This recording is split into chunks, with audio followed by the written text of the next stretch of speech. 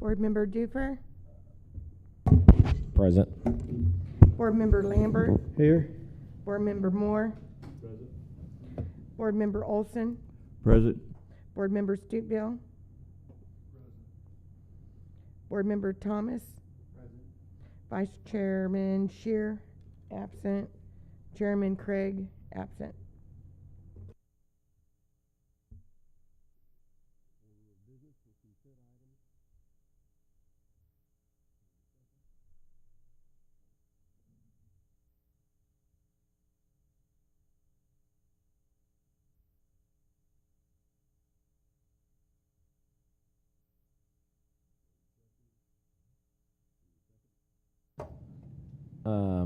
I'll second to consider approval of consent items. Who first did? I'll second it. Oh, Dufer first and we'll say that, yeah. Board Member Dufer, Yes. Board Member Lambert, Yes. Board Member Moore, Yes. Board Member Olson, Yes. Board Member Stuteville, Board Member Thomas, Yes. The consideration for items removed from consent.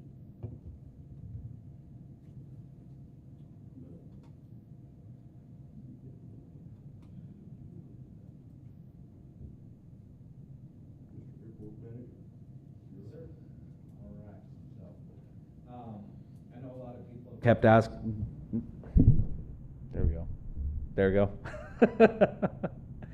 I know a lot of people kept asking about this, so I'll kind of hit off with this. The National Guard unfortunately was not able to operate their air traffic control tower training out at the airport during the month of June, during their 2 weeks, unfortunately, due to somewhat of a miscommunication between their leadership and the FAA. When all the paperwork finally was signed, the National Guard was not authorized to go live with their traffic control tower until the 16th of June, which would have put them 3 days past their drop dead date for their training. And this is due to the FAA having to notify all their air traffic controllers 15 days prior to any event like this. So it was a learning curve for everybody involved. And a lot of the paperwork that was rushed through on the National Guard side had the date of June 16th, but nobody caught it until after everything was already signed and executed. So they did keep their stuff out there. They ran startup drills, they ran teardown drills, stuff like that. They assisted us when we had a field trip out there of about 350 kids from kindergarten all the way up through 4th grade come out there. Huge success on that one, so everybody was happy. But National Guard was able to have their tower up and running at that time, let the kids see it and everything else. We are talking with them right now about next summer having this project be operable next summer. Sounding very positive on that, but we are in the talks right now as well as other possible training events for the National Guard. As far as did anybody have any questions or comments on that one? Okay. The next item is on the 17th, we did have the Commemorative Air Force fly in there at the airport. I would like to say I believe it was a huge success. I think we estimated probably about 3,500 to 4,000 people showed up throughout the day. The Commemorative Air Force sold out of every flyable ride that they had there. It was just a beautiful day. A lot of great turnout, and I saw a lot more smiling faces leaving there than when we had the Candy Bomber event. So, it seemed like it was a great turnout. They have made a comment that they do want to come back again next summer. We are currently working on getting hard times for that as well.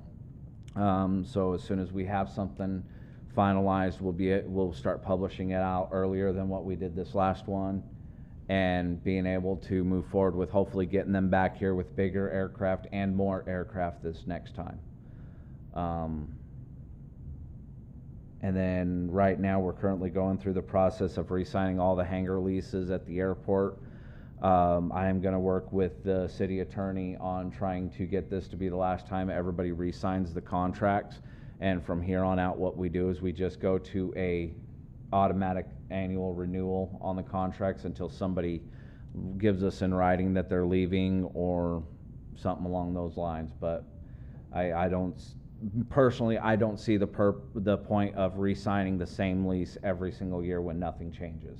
I could understand it if we're changing something on the lease, or rates are increasing or something like that, or, you know, something of those designs, but just to re-sign the exact same lease every year, just, to me, just doesn't make sense. So we're gonna work on doing away with that. June was a very busy time for the airport. We had approximately little over 4,000 operations for the entire month for the airport, so that is definitely one of our highest numbers. I do apologize it wasn't on here. If anybody wants, I can get you the exact numbers and email them out to you. Fuel flow wise though, it was a little bit on the slower end. We only did about almost 20,000 gallons of fuel for the month. You know, almost 16,000 was Jet A of that. So we had a gross profit of about $92,672 from all the fuel sales, plus our parking, hangar fees, stuff like that. We did have a few more parking fees that we collected in the month of June than we have before. And then with that, I will stand for any questions on the director's report. You said that was profit, $92,672, or is that just sales? That's approximate sales. I apologize. Total sales for the month was that. So I do apologize. No but worries. Yes. I'm sorry, sir? We do now, yes, sir. So I was able to lower our 100 low lead rates. We dropped them pretty significantly. We're down to $539 for full service and $509 for self-serve now. When we ordered our last load of 100 low lead prior to this last one we just ordered, we didn't get the pricing change released to us in time. So I didn't realize that the price was going to jump almost 20 cents when we got the pricing. So had to compensate for that and everything else. But when I was able to order this last load, it came in at a much lower rate. So we were able to reduce that price to where now we are more competitive. Yes, sir. I believe at this time we're actually a little bit lower than Ardmore, if memory serves correctly. I see on this report it says parking miscellaneous $6,400. Is that just ramp fees and stuff? That's ramp fees, that's hangar payments, whether it's monthly or annual payments, lab services, any of those extras that we charge at the airport for that stuff, that's normally where that goes. What do you mean? So is this have to do with hangar rent that's out at the airport? Yes, that's correct. Okay. Yep. We add that in as part of the total sales because if you're paying like a monthly rate, that classified as a sale, but So that's why we do it that way. people that paid a yearly rate, is that reflected in that number? Correct, yes, Okay. sir. Yep. That's also on the weekly sales that breakdown that we send up to finance every week as well. So they're able to identify who it is that paid an annual lease, plus we send the receipt up to the accounts payable department as well, so they can put it into the system. Okay. Yes, sir, we are. So for small piston aircraft, we go by what the aircraft is, how much they can hold, where they came from, a lot of different variables, but normally we do waive that. The only caveat to that is we do only charge it to those that are conducting commercial operations. So if they're flying people up, dropping them off, turning around and flying back, those are normally the ones we charge the ramp fees to at this time. There has been some thought into possibly charging everybody a ramp fee there that flies into the airport, but me personally, I think that's a little bit extravagant. Yeah, I think it would hurt our traffic flow rather than help it. And again, we go with how much fuel they purchase. If they fly in from a short flight from DFW and they say, hey, I can only take 10 gallons, hey, cool, we'll give you the 10 gallons, we'll call it square. I mean, that's 10 more gallons than we would have had. So.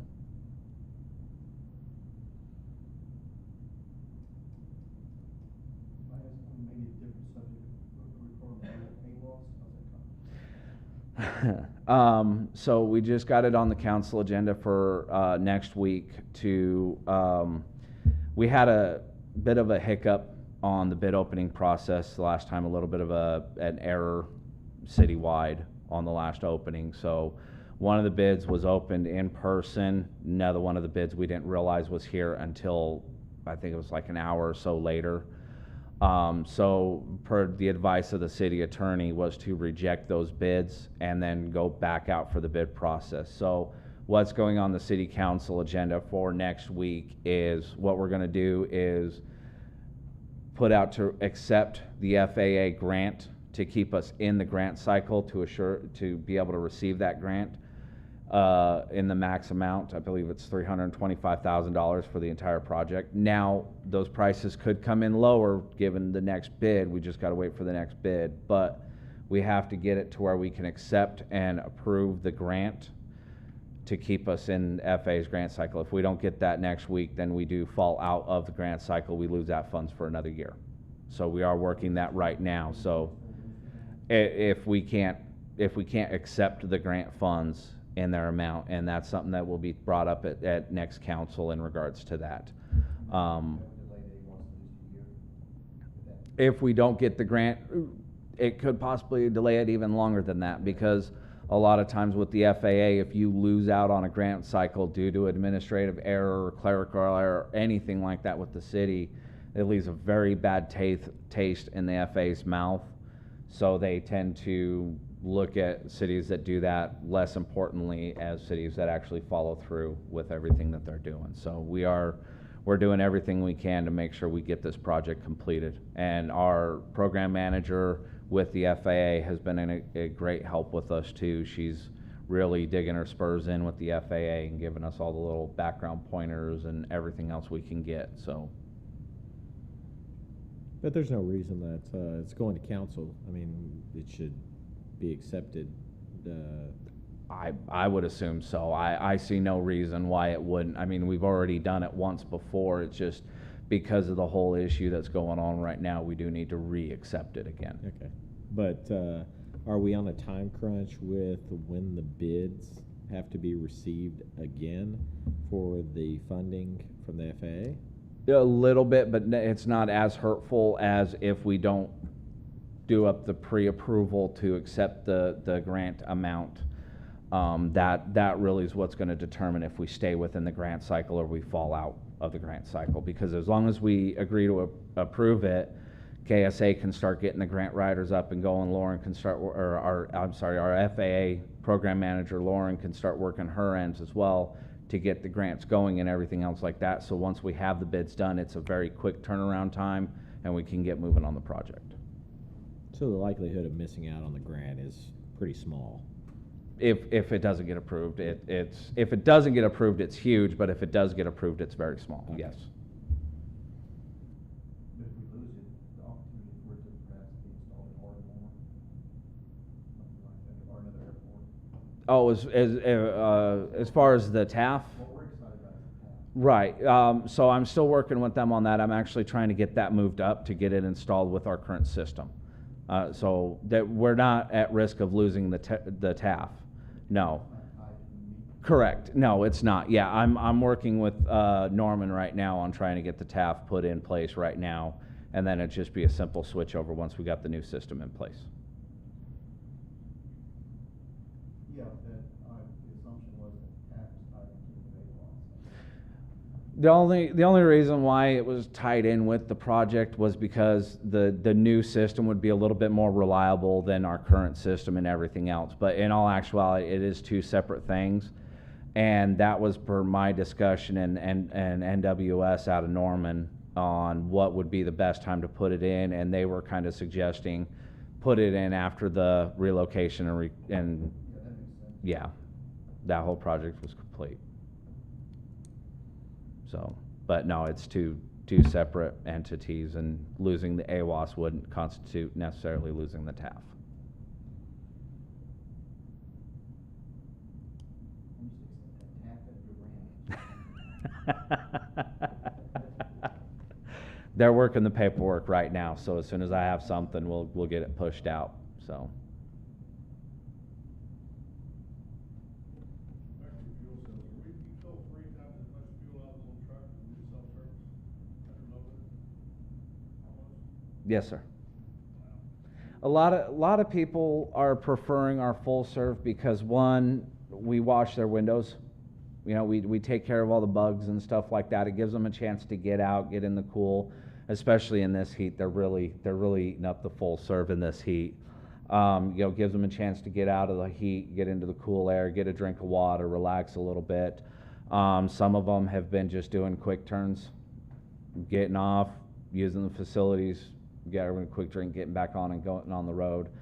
Some of them we have had stay overnight because they go to the casino for some of the events that have occurred this month or the month of June and stuff like that. So they go overnight and they're just like, hey, fill it up when you get a chance or stuff like that. But yeah, normally during the hotter times we tend to see more full serve than we do self-serve. Mm-hmm.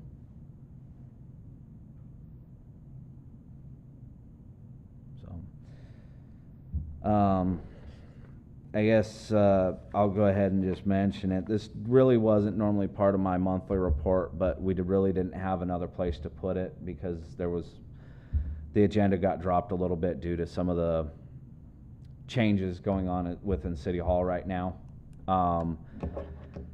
So everybody should have a piece of paper in there talking about what Scott Brown had done to his hangar out at the airport, and I wanted to have a little bit of a discussion about that. I was trying to get it on there as an action item to get a vote from the advisory board in regards to this, but unfortunately, because I didn't get it as an action item on there, right now the most we can do is have it as a discussion item. So if everybody's okay having a discussion on it, I'd be more than happy to move forward with it. But my goal was to get this on the Airport Authority agenda for next week to get it voted on and whether we can get it approved or not.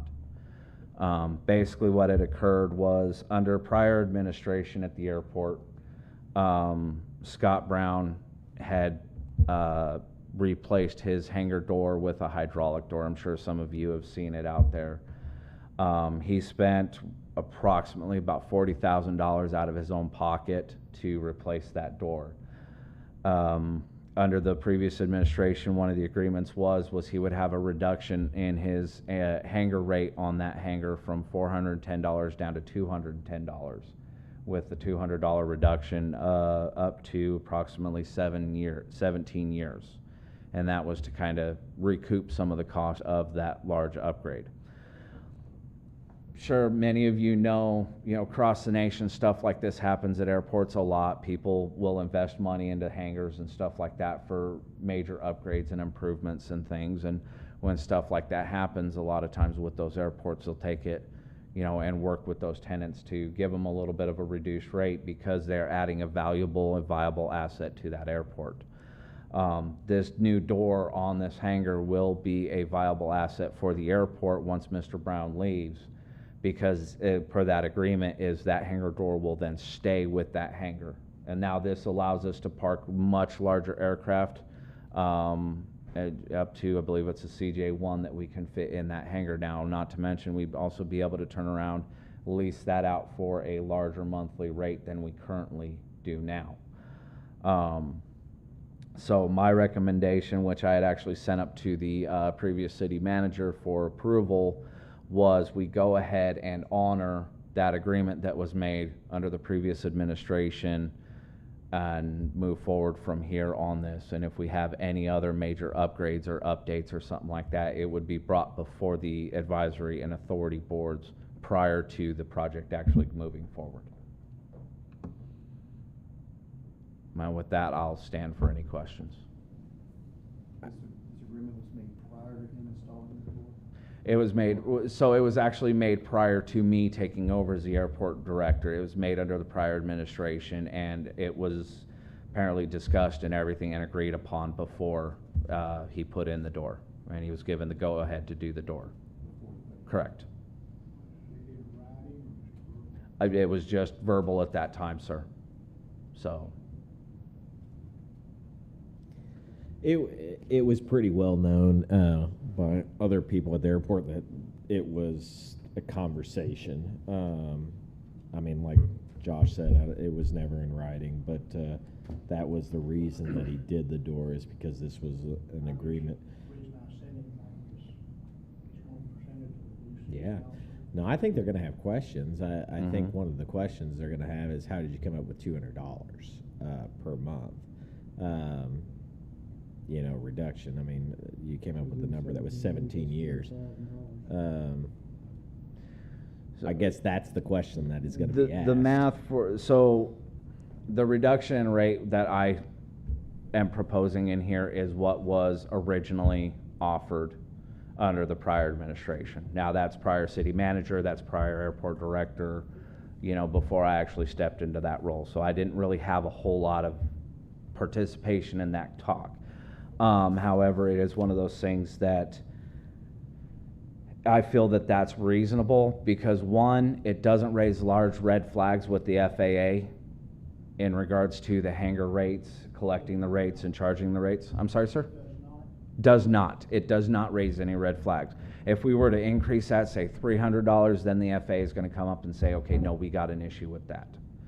The other aspect of it is the 17 years at $200 reduction in rate will net him pretty much, save him almost that $40,000 at the end of that 17 years. I believe the total number was like about 38,000 or something like that on the 17-year mark. So it's one of those things that we were trying to do it to be as fair as possible, as well as work within the confines of what the FAA puts out in regards to hangar rates. And the other aspect is this is something that was actually set in precedence to a point by the lease agreement that was made for the large red hangar that is out there as well. Because of the substantial amount of funds that were used to improve and renovate that building versus what they're actually paying on a monthly rate. So that lease agreement right there in FAA's eyes set the precedence for, unfortunately, a lot of our future agreements out there.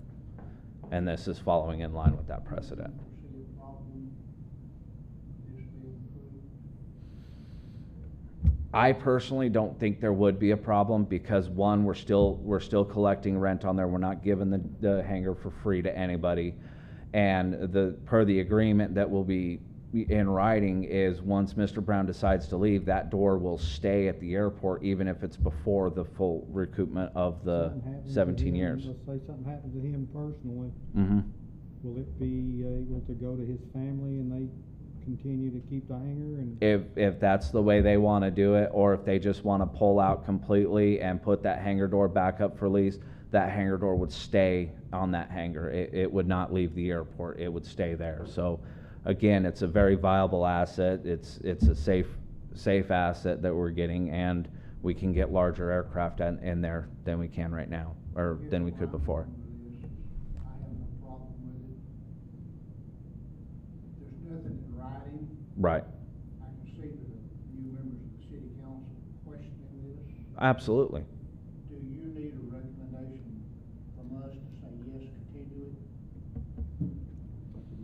I don't think it would hurt, but I don't know if we could do that due to the fact that it wasn't actually on the agenda as an action item. Are you setting precedents for other renters out there to do the same to their hangar, to make improvements and then demand that their rent be reduced? Unfortunately, sir, that precedence was already set. That is kind of my concern. That precedent has already been set, and it's not a hodgepodge of upgrades. Like, we're not going to reduce rate for 2 years for somebody to go in and do like $1,500 worth of lighting upgrades or anything else like that, and that's not done at most other airports anyways. What we're talking about is high dollar substantial upgrades that can improve the viability of those hangars in the future, as well as our ability to turn around and lease them for a higher rate down the road as well. That is the main purpose of what this kind of sets forth. But unfortunately, in regards to the reduction in hangar rate, that precedence has already been set. It's already at the airport. It's a little different though. That project benefited several different people and it made an asset a lot better. Absolutely. This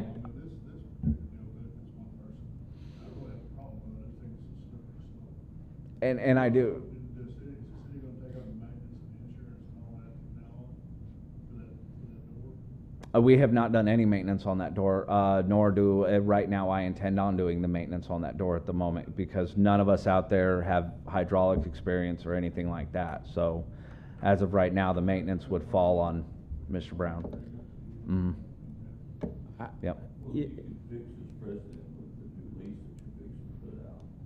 Mhm. You put in that lease, no improvement should be made above a certain amount without. I actually think it's in the lease, no improvements, can be made without approval from. Prior approval from the airport director. Yeah. Correct, airport yes. director. So that's actually in our current lease, and unfortunately, I understand it wasn't in writing, but that approval was given, and Yeah. that's the whole reason he moved forward with that hangar door project, is because he was given that Is it approval. something that we can go back and get in writing?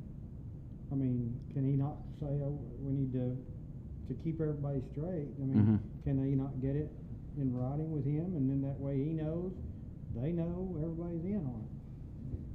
I can reach out to the parties and get something in writing from them. I mean, it just, I think once it's approved, it doesn't matter. It doesn't matter if it's in writing or whatnot, but I think that's I'm more concerned with the questions that the council's gonna have, or Mhm.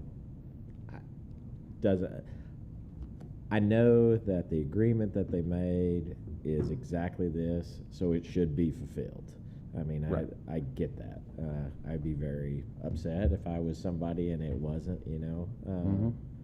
But just like my lease with the big red hangar, it was a long, drawn-out process to be able to get that done. So it's not like Correct.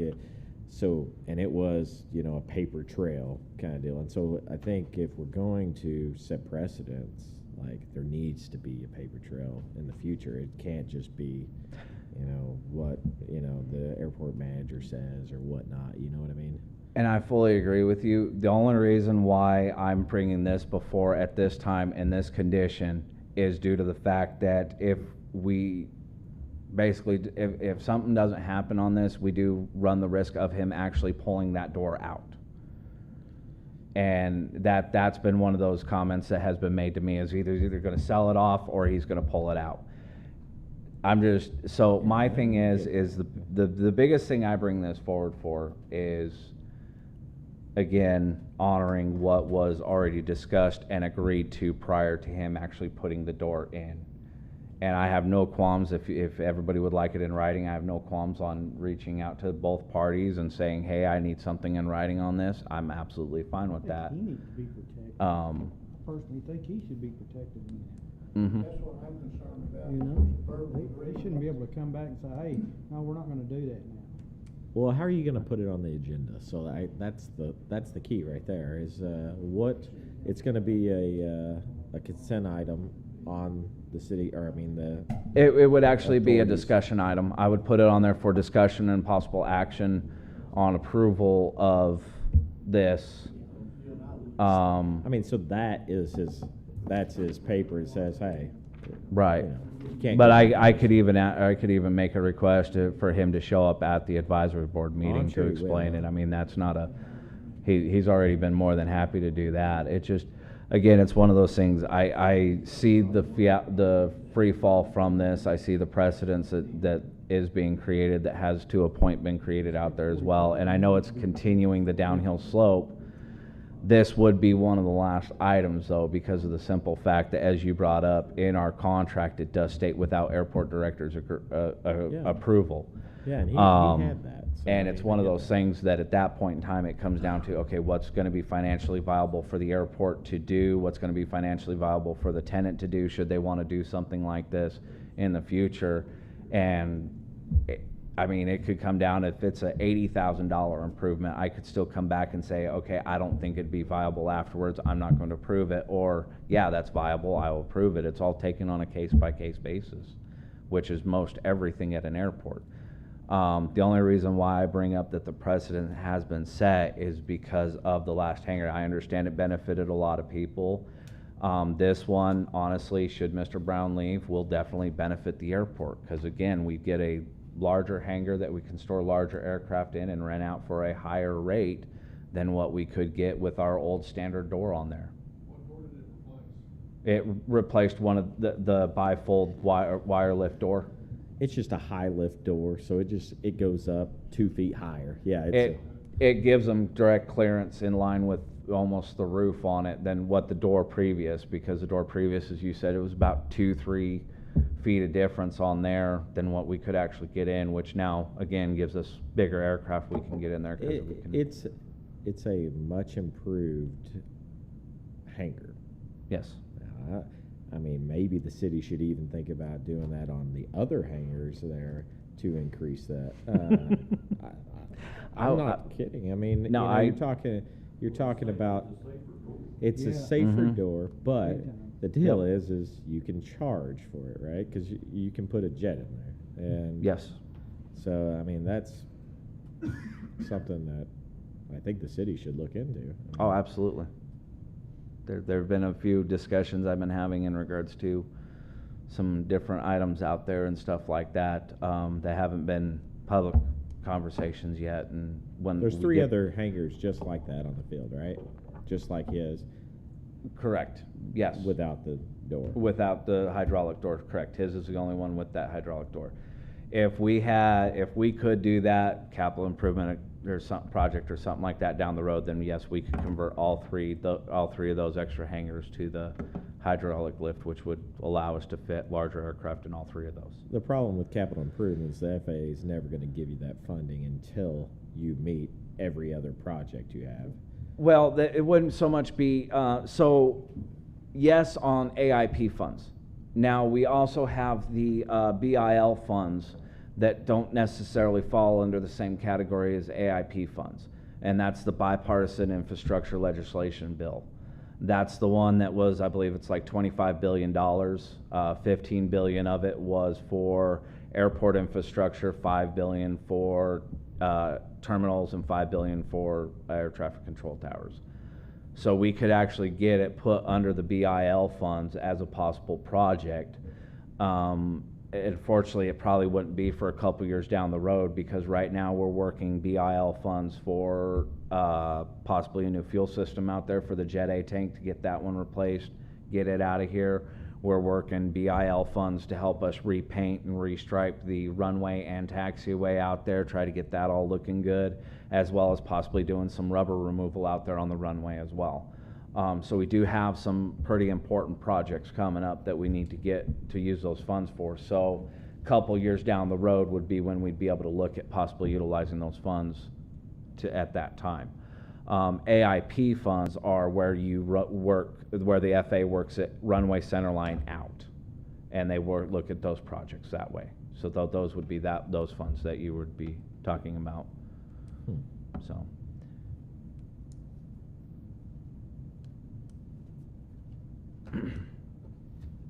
But In my opinion, it's done. I mean, we should definitely back it up.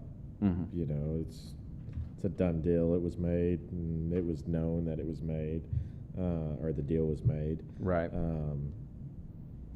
So I don't know if you need anything from us to. I mean, 'cause Again, like I you don't said, know it's if not we a can consent actually item. we can't really make a motion on it or vote on it, because it wasn't actually on the agenda as an action item due to the agenda slipping through the cracks because of some of the changes that were going on at City Hall during the time. I mean, you guys saw this didn't even fully get published until Sunday, so it was one of those things that we were all jumping through some hoops, and unfortunately, this was one of those items that kind of fell through that crack, and I do apologize with that, but again, I just wanted to have a discussion with it and get everybody's opinion, and you know, next time we'll be more prepared on this, and we'll have a paper trail, and it'll be a little bit more non-handshake deal, you know what I mean, so.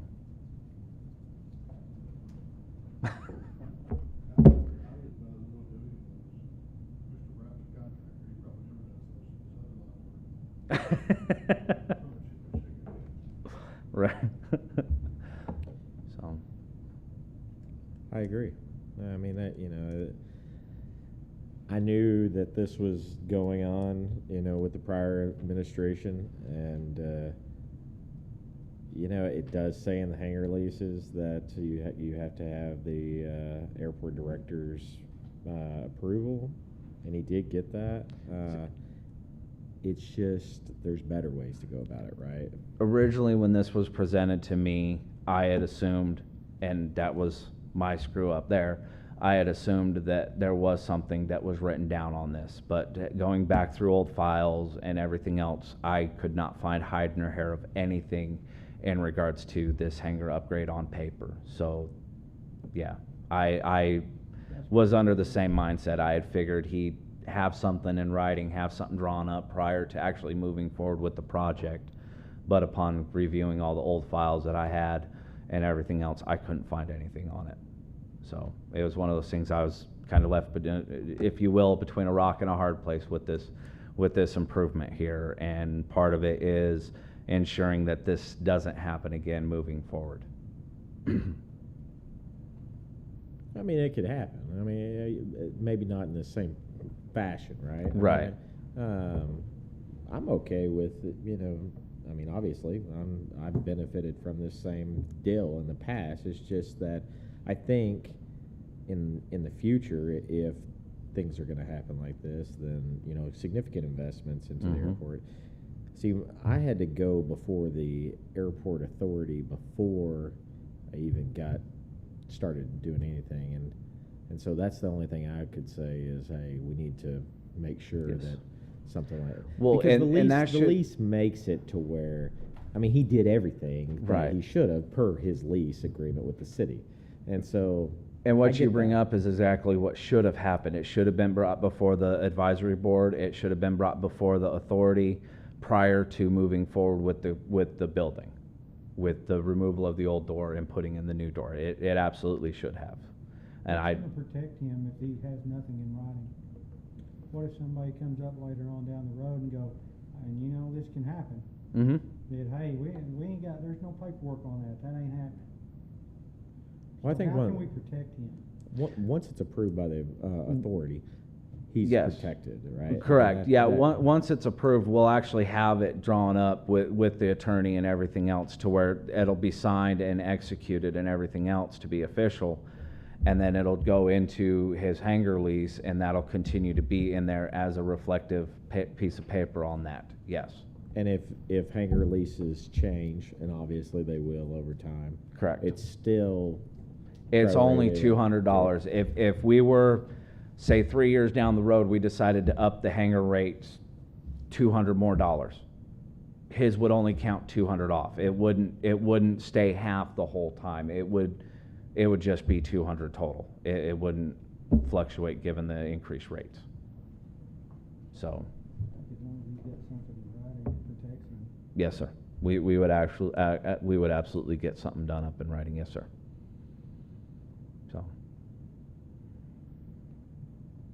So, I'm but completely okay with it. I mean, so. Is something changed over to the safety driving area where they're tracking all the flight across the runway? We had a washout on that dirt road that gave us access to that side of the airfield from Davis, and we're working on getting it cleaned up. We're working on getting the street sweeper back out there, but Tribal PD was utilizing that crossing, and they did it one day when it was excessively wet, and they made some pretty substantial ruts over there. As soon as we get the staff together to get it done, we're going to get over there with the tractors and try to smooth all that out and get some more, some of our fresh dirt from other piles out there and kind of cover all those trucks up and minimize that. Street department did a fantastic job coming out there and basically rebuilding that pass over there to get to Davis Road. But where that tin horn is, where the creek, where that little washout area feeds into our pond area, it just absolutely washed almost that entire roadway away. It was impassable for probably about 2-3 weeks. I think it was all the way to the wastewater treatment plant. Yes, yeah, well, it's one of those little streams that comes over there when it rains. I don't know if it comes out of the wastewater treatment plant or, but, yes, sir. Yep. What are we using that for? So right now it's used for when they come in to do the swathing and baling. Their equipment utilizes that road to come in and stage over on that side of the runway. Tribal PD, Durant PD, Choctaw Emergency Management use it to cross over. And then our technician that works on the VOR, or the DME over there, he utilizes that back and forth. We also have that kept as another emergency access point to the airport for emergency vehicles, should we need it.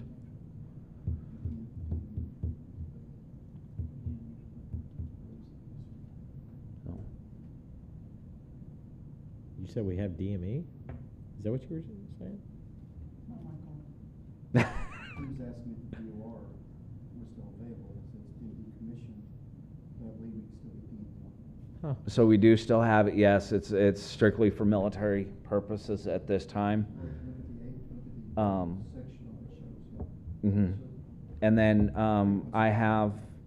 I have been having some discussions with the FAA in regards to the possibility of getting it reactivated as an actual VOR for the training purposes and items like that, because when the FAA went through nationwide and started shutting those VORs down, I don't want to speculate on what happened with the prior administration when that was going on or what, but it seems like nobody actually fought for the city to keep their VOR active, and so it just kind of went under the wayside and they shut it down. But I've been talking with a couple of individuals within the FAA on getting it reactivated, and so we're trying to work the avenues on it to see what options we've got with it.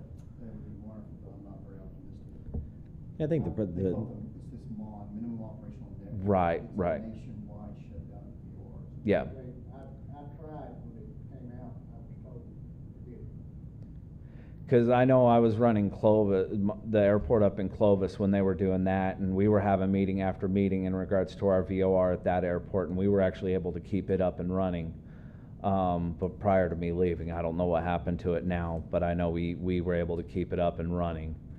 One of the other options I know that's out there that hasn't been discussed as of yet, but there is the possibility that should it come down to deem something that the city needs, there's always the option of it being taken under city control. Again, that's not talked about option at this point, just because that is a significant investment as well as a significant annual maintenance cost for the airport to accrue at this time. So big part of what we're talking about now is just trying to see if we can't get it back up under FAA. So again, it's just conversations. I would be surprised if they would publish approaches on it, especially if it's not FAA maintained. Right. All I know is right now that the what I keep getting from within the FAA is the squeaky wheel tends to make noise, tends to make movement. So that's what I'm trying to be. I'm trying to be that squeaky wheel right now. So.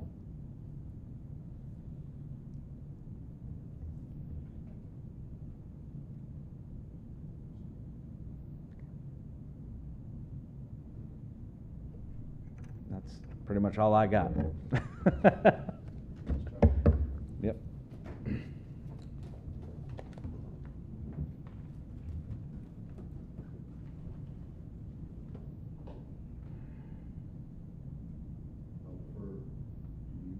Well, that's what I was trying to figure out.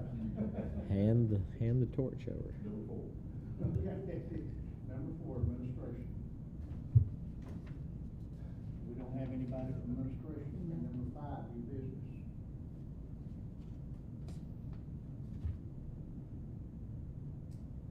No new business.